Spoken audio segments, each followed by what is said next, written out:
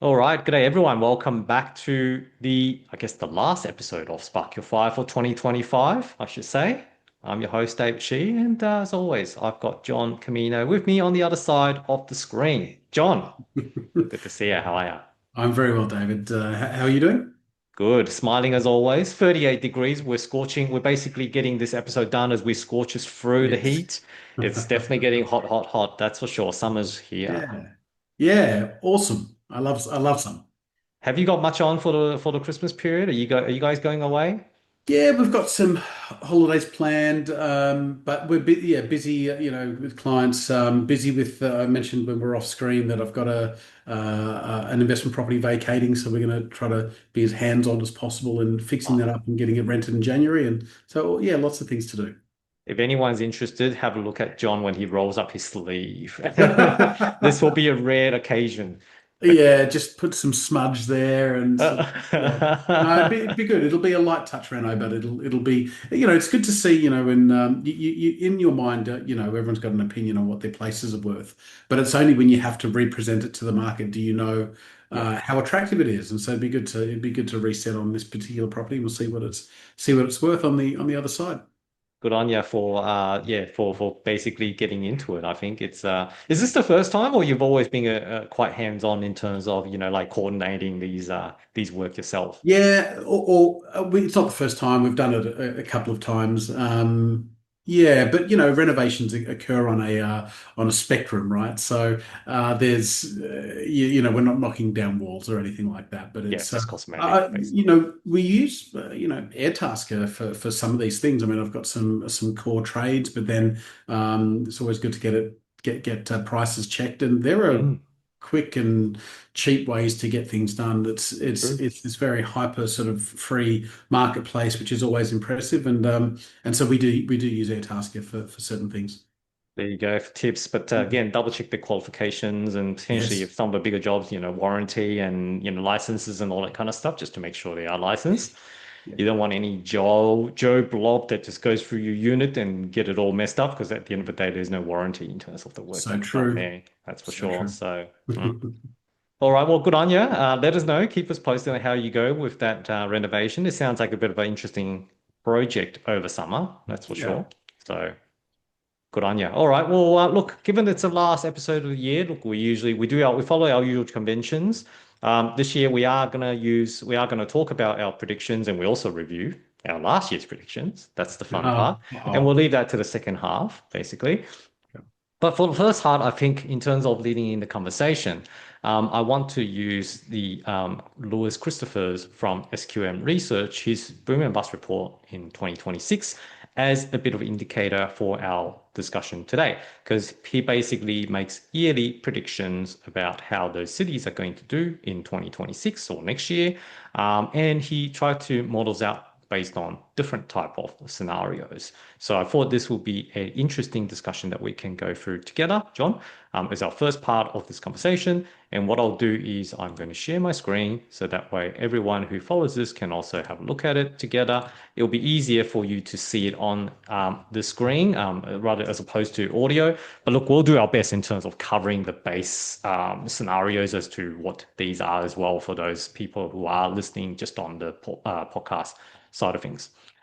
So here with me at the moment is the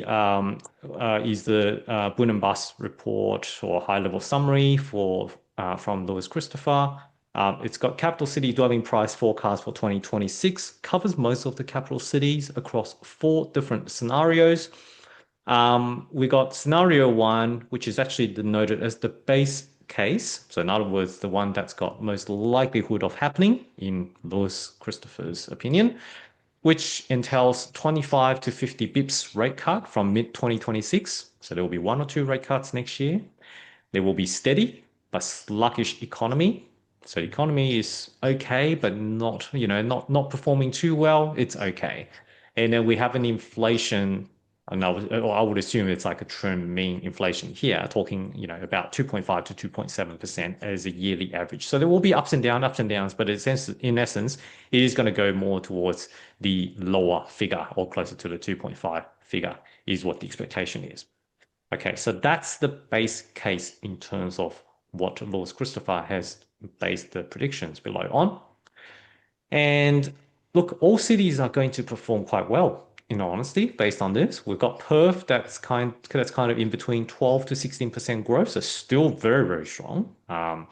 We've got Brisbane, who's on a 10% to 15%. We've got Darwin, who's on 12 to 16%. So Darwin's actually the top performer this year, in the last 12 months. It is going to continue to perform. We've got Melbourne being a bit sluggish here, to be honest, only 4 to 7%. So, he's not expecting Melbourne to actually do too well under this base case. We've got Sydney at 3 to 6%, Adelaide 10 to 14%. So Adelaide's also done very well this year, and he expects that it will continue to perform next year. And then Hobart at 4 to 7%, as well as Canberra at 3 to 6%. Okay, so on average, the capital city average as weighted is on average about 6 to 7%, basically, with this base case. Okay, so again, just to remind everyone, it's 2 rate drops next year from mid-2026. The economy is doing okay. It's steady, but it's a little bit sluggish, so it's not doing great, to be honest. And inflation is hovering around the 2.5 to 2.7%. So in other words, on this base case, he's still quite optimistic in terms of the capital growth that we are going to see next year. John, what do you think about this base case? Do you think that these numbers look reasonable, especially from a Sydney perspective? What do you think? All 4 scenarios are actually pretty similar. Maybe you could argue scenario 4 is a little bit different, a little bit noticeably bullish, but scenarios 1, 2, and 3 are very similar. What do I think? I think that's reasonable. 2 rate cuts in the second half of the year. A bit sluggish. So I broadly think that the high inflation number that came out in September was a blip, and I think that we'll find that actually inflation's not a huge problem, and that they might cut earlier. And I think that the economy is not in great shape. So I think that like the 6 to 10% on average, yeah, I kind of agree with that. I certainly think that Darwin's, I agree with the ranking with the possible exception of Adelaide. I don't know why you'd be bullish on Adelaide at this stage of the cycle. So I think Adelaide is not going to do well, but I'm happy with everything else. I just feel like the numbers, particularly inflation and unemployment, will come in worse earlier. And I think that rather than 2 cuts in the second half of the year, I think there'll be 2 cuts earlier than that. Partly because the Fed in the US is locked and loaded for a December rate cut, so they're cutting more aggressively than we are, and I just think we'll get swept up in that. Okay, so what you're saying is basically if Feds does cut, then obviously Australia will have to follow as well to a degree. It's like the bigger brother goes, then there's we can't Yeah. just ignore that. We will have to follow in some form, some shape or form. I also think we're going to have unemployment problems. I've always argued that the NDIS hides unemployment, and I still think that that's true.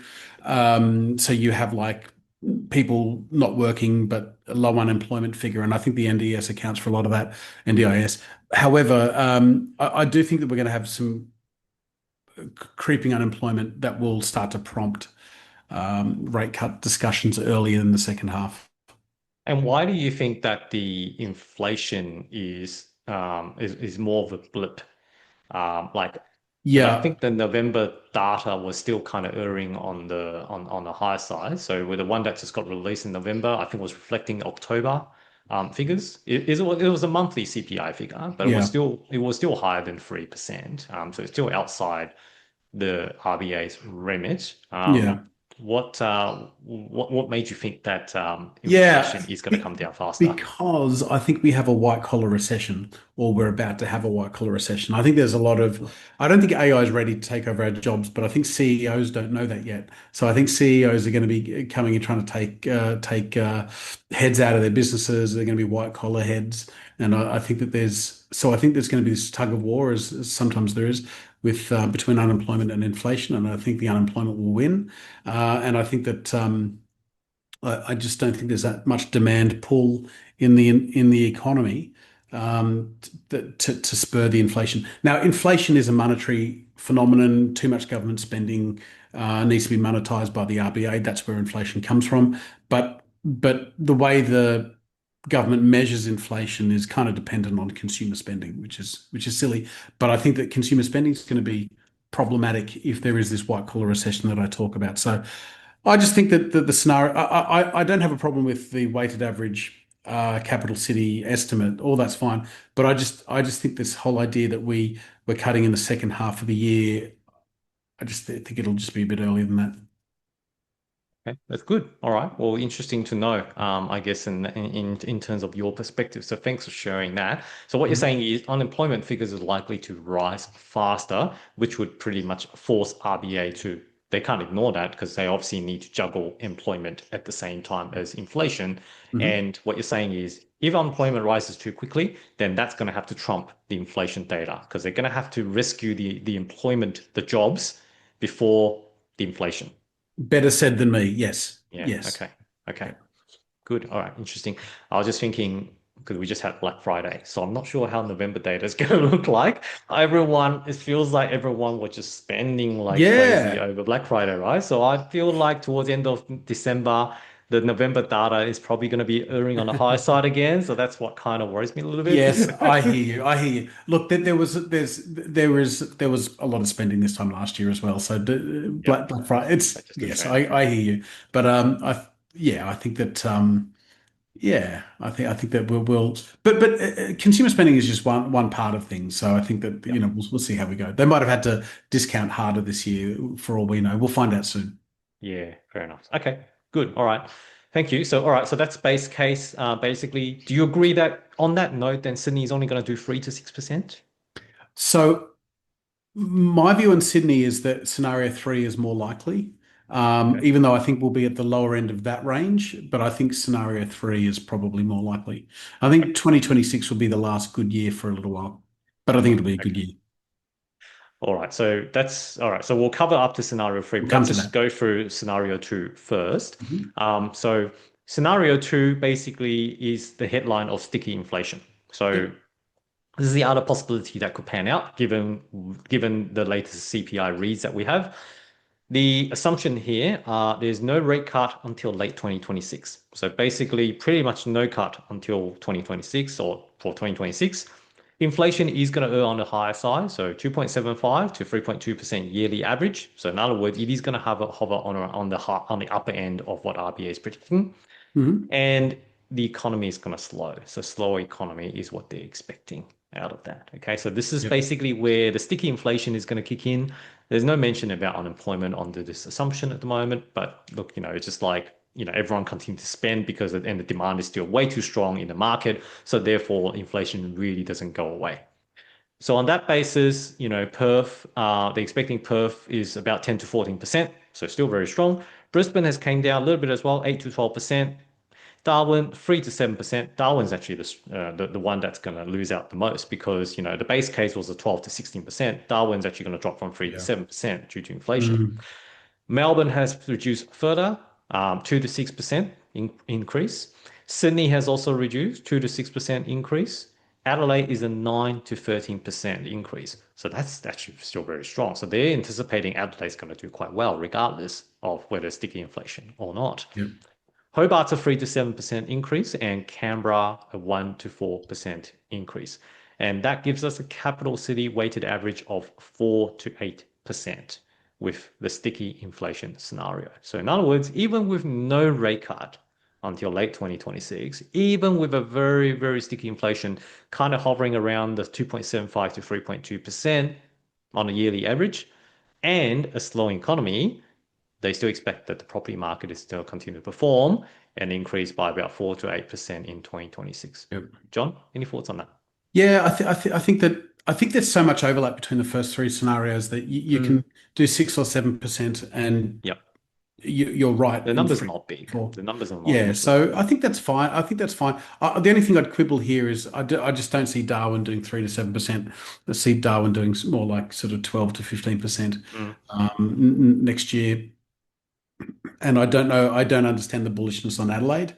mhm. Um, but apart from that, like if we, the blended averages of the capital cities all look reasonable. And I think that if you're anticipating 6 or 7% for next year across the capitals, you're going to be right. all these scenarios except for scenario four. Just out of these two scenarios at the Mm. moment, what do you think is likely to happen? Is it still the base case, or is this the sticky inflation at the moment? I think based on what you told us, you feel like the base case is probably Base still case, likely I to think, happen. is more Okay, likely than scenario two. Yep. okay, cool. All right. Well, let's move on to scenario three, lens. The scenario three's got the headline of global slowdown spillover. Basically, the assumption of parameters here are there will be a 0.75% to 1% rate cut throughout the year. So very, very heavy rate cuts, It's four rate basically. cuts. Yeah. Four rate cuts. So anywhere between three to four rate cuts in 2026 and an unemployment that goes up to about 5.5%. Right now it's sitting at about 4.3. So we are seeing huge unemployment jump in this Yeah. instance. And under that scenario, we have Perth that's at 8 to 12%, Brisbane 9 to 13%, Darwin 6 to 10%. So again, Darwin's pulled back on this.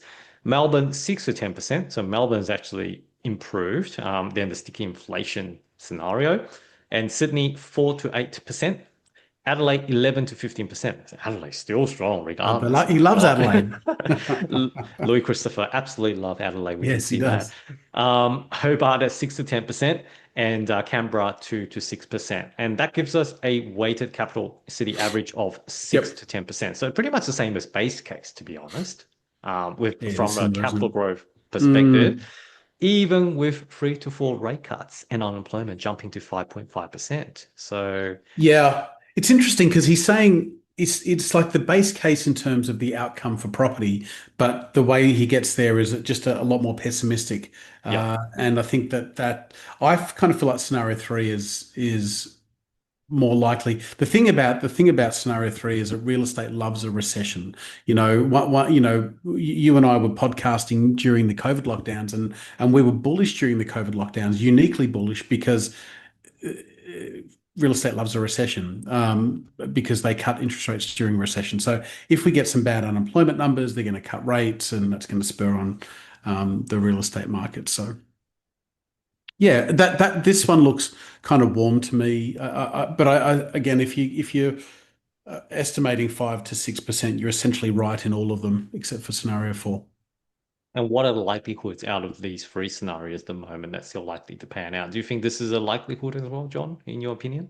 Yeah, look, I don't like to kind of estimate interest rate policy too much, like broadly speaking, generally speaking, down. What do I think the likelihood is? Um, I think we're somewhere between scenario one and scenario three. I kind of think that's where we are. Yeah, sure. Yeah, All they're right. both kind of, actually, to be honest, they're both relatively pessimistic. It's a plodding kind of economy with some kind of lingering inflation, some wavering unemployment, Yeah. but massive population growth, which is something we haven't spoken about yet. Seem to be the narrative at the moment Yeah, anyway. And that's being a narrative of 2025, yeah, regardless, right? So, but you said yeah. we haven't really seen unemployment jump that much, to be honest. Yeah. Yeah. I mean, I broadly think you'll get sort of average-ish property price growth, but I think the story for next year will be that rental inflation will resume. Rental inflation has paused over the last, say, 2 years. I think we're going to be talking about rental prices next year more than house prices. As in rent, continues to go I up. think that's where the tightness is emerging again. Yeah, I think from memory, the October CPI data, housing was one of the highest, and I think rent contribution is definitely one of those, Yeah. if I'm not mistaken. So yeah, so Yeah. all right, so expect that narrative to probably continue throughout Yeah. 2026 then. All right. Which leads us to the last scenario, economic rebound for scenario four. So this is where the assumptions are rate cuts throughout the year of 0.5% to 0.75%, so 2 to 3 cuts. Low inflation of 1.9 to 2.1%. This is like absolute Mm. Goldilocks type of scenario. Folding unemployment back to the low fours. Well, I thought we were already in the low fours at the moment, but anyway, maybe he's expecting like more towards mid to high Yeah. fours, and then going Yeah. back. So yeah, absolute Goldilocks scenario, and what would the cities do under the scenario? Perth, very, very strong, 17 to 21% increase. Brisbane, 13 to 18%, all double digit. Darwin, 14 to 18%. Melbourne, 7 to 11%. Oh gosh, Melbourne hasn't done that well. Sydney, 7 to 11%. And Adelaide, 14 to 18%. Yeah, we can see he loves Adelaide, that's for sure. Loves Adelaide. Uh, Who Hobart, doesn't? Though? Who 6. doesn't? Who doesn't? Well, yeah, I love the wine. That's for sure. Yeah. Um, Hobart 6 to 10%. So still okay. Canberra 5 to 9%. So this is probably the Yeah. best case for Canberra as well. Give us a weighted average capital city for 10 to 14%. So pretty much all cities will be doing a double digit if Yeah. Goldilocks happens, and that's if Goldilocks happens. It requires about 2 to 3 interest rate drops. It requires inflation completely under control, which at the moment I don't think it's going to be that optimistic, to be honest, and unemployment being under control. So it's funny Yeah. that you look at this perspective. You got first three is fairly pessimistic, and then he's chucked in the fourth one, which basically has all the Goldilocks one. Yeah. Try to paint the best picture that's ever possible. So Yeah. Yeah. Yeah. I mean, it's tough. It feels like the 10 to 14% is too high. yeah, Um, I mean, some aspects of um, the narrative, I think, are right. Look, I think Australia's economy isn't doing that great, but I actually think America's economy will surprise to the upside. Plus, they've got midterms next year, so I Mhm. think that everything's going to have a bit of a rosy tinge. Mm.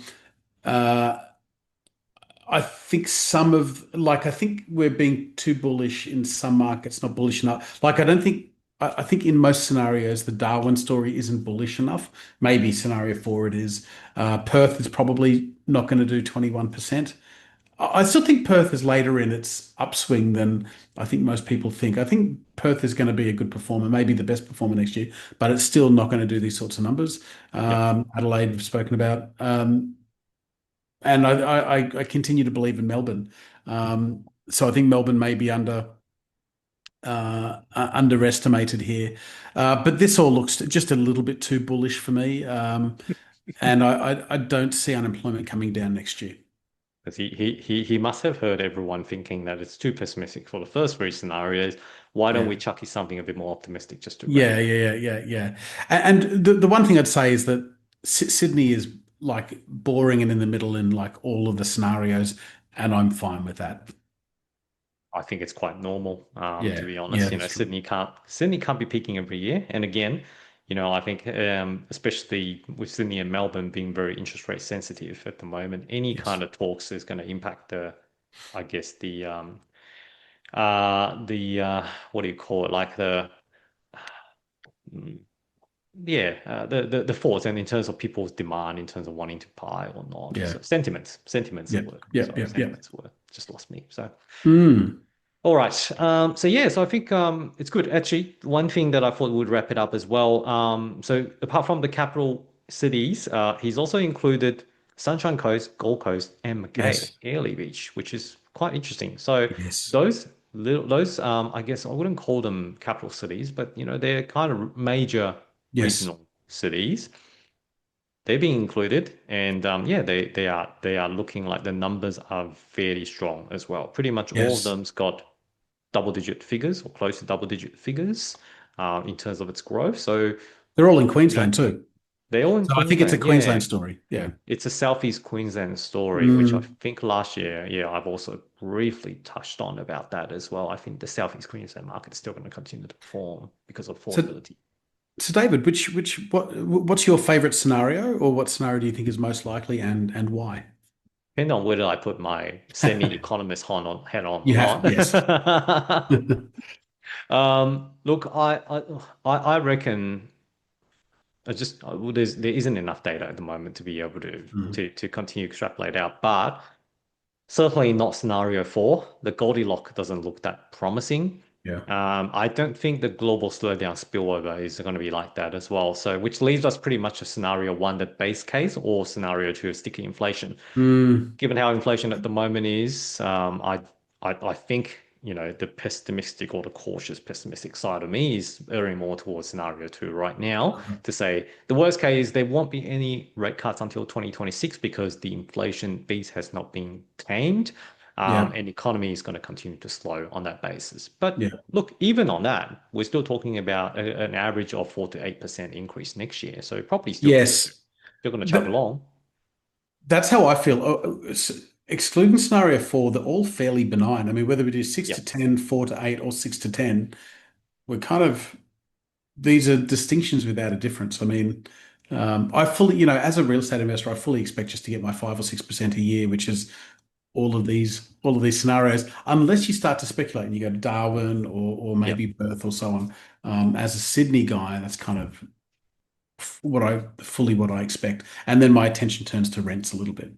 Yeah. Fair enough. Okay. All right. Well, good. Thank you. Okay, Thanks, John, scenario for two for joining you. I like me it. on this. Yeah, scenario two. Scenario two. I guess, yeah, I'm always being a bit of a cautious, optimistic guy Mm, there. But regardless, the property prices are still going to continue to perform mostly because of the fundamental structure issue that we have yeah, when it comes down to demand and supply. That's correct, mainly it. And it's not going to get solved within a few years. This is a deep correct. fundamental issue that we're experiencing. So cool. All right. So that wraps it up with this segment. So what we'll do is we'll move on to our predictions, which is the fun part. Let's How do it. about that? And I'm going to start with talking about our predictions last year. So let's do a review of our last year's predictions, John. This is where Yes. the real fun part comes in. So in 2025, I'll name and shame myself first, because that's Okay. always the most fun part first, before John. Let's spend some more time on that as well. Thanks, John. Appreciate it. Now, the best performer I got last year was Melbourne. So I've You said guessed Melbourne? Okay. Melbourne. Yes.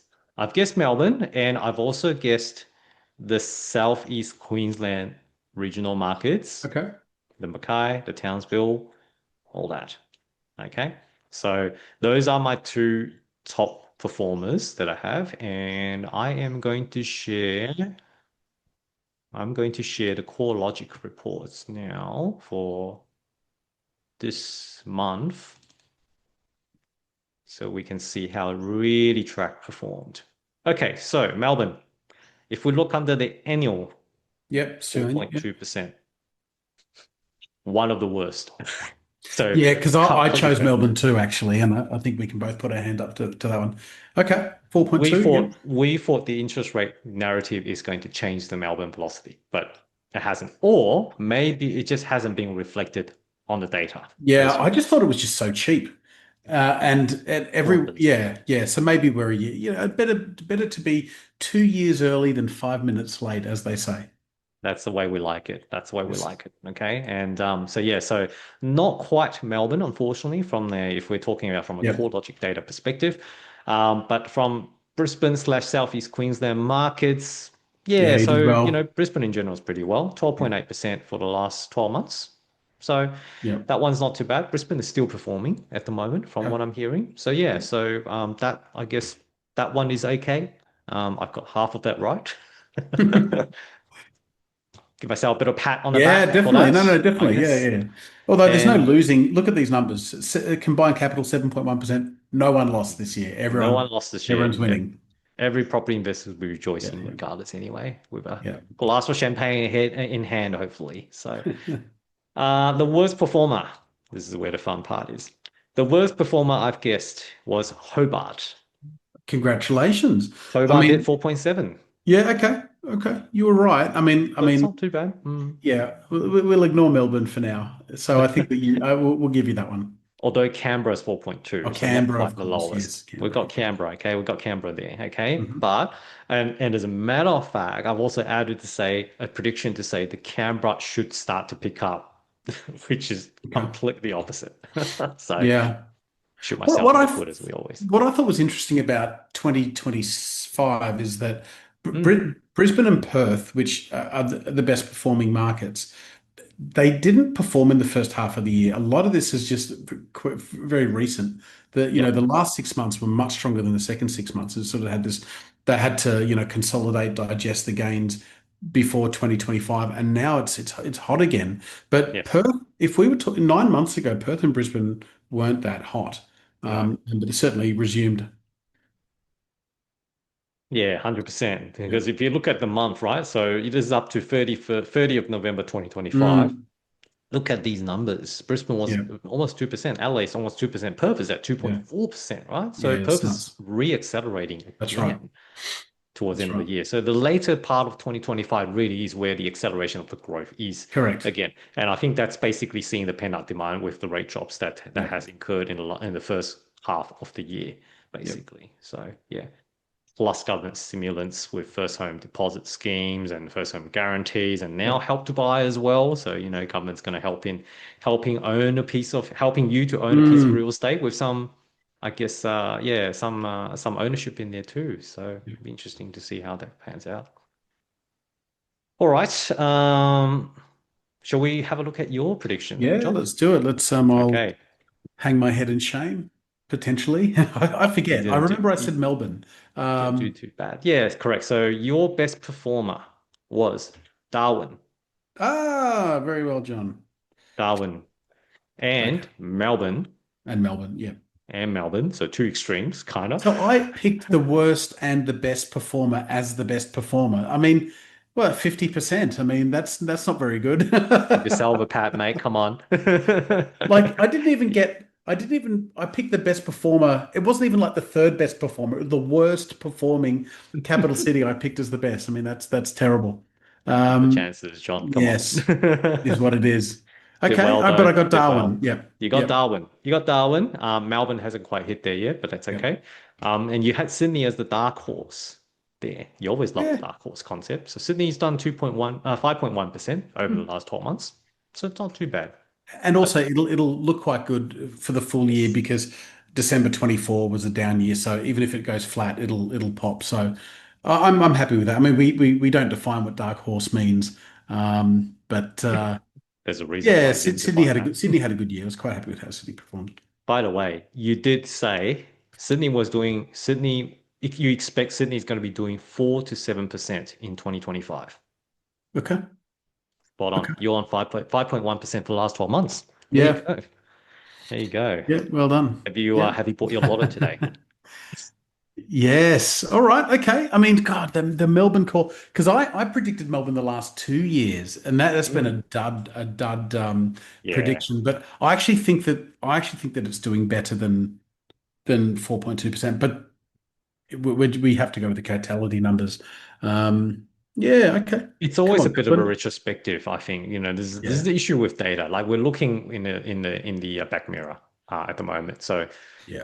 I'm certainly aware that on the ground, the numbers are starting to going up because the competition are heating up. That's for sure. It's not hot, but it's certainly improving. Yeah. So, yeah. But not in Thanks very Sydney and Melbourne. Sydney and Melbourne had, I mean, as the talk of an interest rate mm, cut started to mm. fade, Sydney and Melbourne prices started to fade. So 0.5%, 0.3% in Melbourne. I mean, they're not good numbers. I mean, so Yeah, you not. can certainly envisage Sydney and Melbourne starting Q1 flat to Yeah, to soft.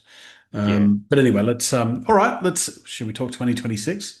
You haven't done the worst performer yet. Hang on. All right, who So did I the say? worst performer, John, drum rolls. It's Perth. probably said Perth. Oh, I mean, that is terrible. That is terrible. But Perth is I've thought 13.1%. Perth, this time last year, I thought Perth was overvalued. I kind of still think it's overvalued, but yeah, but there's momentum and I've got to remember momentum. Let's Market tells you that, my Perth basically. call. Let's talk about next year. And I think that it's a good way to frame these are just predictions. They're going to be wrong. So, I know um, that's the fun part, right? That's the best part. mm, We all make predictions and we all know it's going to be wrong, but look, let's just make them for the fun of it anyway. So sure. it's like throwing a dart to see whether it lands and whether it sticks or not. Yeah. So, but anyway, like sometimes you make good predictions, sometimes you make can be better predictions. Let's put it that Yeah. way. Yeah. Yeah. We learn from it and hopefully we get better next year. So 2026, John, I'll let you take the honor. How about that? Yeah, look, super quick. So you want my two best and worst? Let's do the two best and let's do the two worst performer. Okay, all right. So the two best, uh, I think I'm going to say Melbourne and Brisbane. Third year on Melbourne. Okay. All I right. Well, know, let's I see know, whether it I know. performs. Yeah, come on, Melbourne. I mean, you're embarrassing me now. And the worst, I would say, Hobart surprising me. I'm gonna say Canberra. Canberra. Okay. I'm gonna say, but it could be Sydney. It could be Sydney as the worst performer, actually. Yeah, So who was I'm the gonna say other Hobart asterisk Sydney as the Hobart worst asterisk performer. Sydney? Yeah, Okay. yeah. Okay. So is it Canberra? Canberra or Hobart? Oh, hang on. What I need to revise my best performer next year. It'll be Brisbane and Darwin. Sorry, I forgot Darwin. Brisbane Brisbane and and Darwin. Darwin. Let's say Brisbane Darwin. Worst performer Canberra. Okay. Okay. So Brisbane and Darwin. So Brisbane's done 12.8% so far. Darwin's done 17% to date. And Canberra's only done 4.2. Yeah. Okay. So that's So your best and worst. I think Brisbane's overvalued, but I think Brisbane has the Olympics coming up, and I just think that Okay. way too much optimism to call it. Mm-hmm. Okay. And what about Darwin? Darwin is at still in the early innings of a massive Perth style correction. It's where Perth was 3 years ago. So they'll do double digits. They'll do 12 to 15% next year. Okay. Just don't know what to do with And I just don't know what to do with Melbourne. Like, is Melbourne going to be the best performer or the worst performer next year? It's one of the you two. you've completely ignored it now, I basically. know, I know. It's You change it from you originally picked it into your basket, and now you're going like, sorry, Melvin, off you go, well, flick.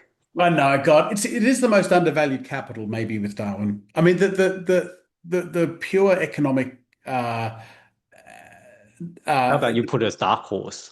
let's say dark horse. Melbourne. There we go. We'll give Have you the it, dark horse. whatever that means. Yes. Okay. What The do you dark think? horse award. What are you? So I've got Brisbane, Darwin as the best performers with the dark horse, Yep, and Melbourne, and my worst performer, Canberra. Right. Canberra. So why do you think Canberra's the worst performer? Uh, there's no narrative, there's no No story. narrative. Gotcha. Yeah, yeah. Also, it's coming off a period of overvaluation as well. True. Yeah. True. Okay. All right. My turn. So best performer. Look, I'm gonna say Darwin as well. And it'll be boring if I just do the same as you, to be honest. You've got to say But then Melbourne. again, Someone has to say the Melbourne. strong contender is still Southeast Queensland market, right? So Brisbane is still kind of the one. But look, I'm going to say Darwin's definitely one of them, that's for sure. And if I had to pick, all right, let me take Melbourne then. Let me take Melbourne then. Okay, let me Go take on, Melbourne. go on. And I'll put Southeast Queensland as my dark horse. There you go. I mean, we've been hanging out for too long, David. So now we've got the same menstrual cycles Well, now. We've got the same, it's not fun. edit Anyway, that down. okay, so let's put it this way. Worst performer. Worst performer. Go on. So I do think Canberra is going to underperform as well, so that's the same as you. But I'm also thinking Sydney. So I'm going to put Sydney. Mm, You put Canberra, I'm going to put Sydney. Okay, yeah. just a bit of a contribution. Then Okay. Good. yeah, Good on I you. And none of us said Hobart or Adelaide, which I think were other contenders in my opinion, at least. Hobart is, I reckon after Darwin, Hobart may start to look at picking up, as a matter of Really. fact. But Okay. 2026 is not the year for them Okay. yet at the Okay. moment. Okay, so there's still early. There's already early shoots. I think lawn system side of things is already some Mm, early adopters sort of started to look into that kind of opportunities. Even though it's like a sleeping giant at the moment, yeah. so it hasn't really came back to that yet. So what did you say your worst performer is? Sydney. Um, Sydney. Okay. All right. You'd pick Canberra. I'll pick Yeah. the other. I'll pick the Sydney's a other. good call. It's a good call for this. Yeah. I mean, I'm not Although personally, quite. I don't prefer it to be Sydney because obviously I have vested interest in Yeah. that. Yeah. But Yeah. but that's just for the fun of it. Yeah, look, I think it really comes down to the interest rate narrative next year. Like if we're going at the current speed, and in fact, a lot of the media is talking about there might be increases in interest rate next year. Sydney's going to hit hard if it Yeah. does happen that way, right? Even if it just remains flat, Sydney's not going to perform. I reckon you can tell at the moment because of the fact that you're directly on the ground. Like you probably feel that the last month of November it started to that sentiment is starting to change, Yeah. basically. Yeah. Bidding is starting to become a little bit sluggish. There's less Correct. buyers in the market, less people look, less foot traffic. More auctions get taken off with offers prior, or just doesn't sell. In fact, I think the clearance rate was down to about 60 something, like high 60s Mm, last weekend, right? So, but that coincided with like Christmas period anyway. So it's like, there might be just the odds that everyone's obviously getting into the holiday season. So, but yeah, I'll pick Sydney for 2026 and see all what right. happens. Very good, very good, and they're strong contenders. So, can I get as a Sydney buyers agent? Can I give you my three top Sydney suburbs that I think Of course, will do that's a well? little bit added bonus for everyone. There you go. Yeah, yeah. I mean, why not? And also, like there are thousands of suburbs. So whenever I say a suburb, it's kind of anything adjacent to it. But here are the three suburbs I think you should watch for 2026. One is, and these are suburbs I've been involved in recently in the buying. One is Sydenham. Mhm. Sydenham is benefiting from the ripple effect of like Erskineville and those expensive, so even Newtown. Sydenham has always been under the flight path, always a bit ignored. It is really starting to do really well, and the delayed metro line that will go from Sydenham through to Bankstown will Yep. be completed next year. So Sydenham. Um, Houses Earl- or units?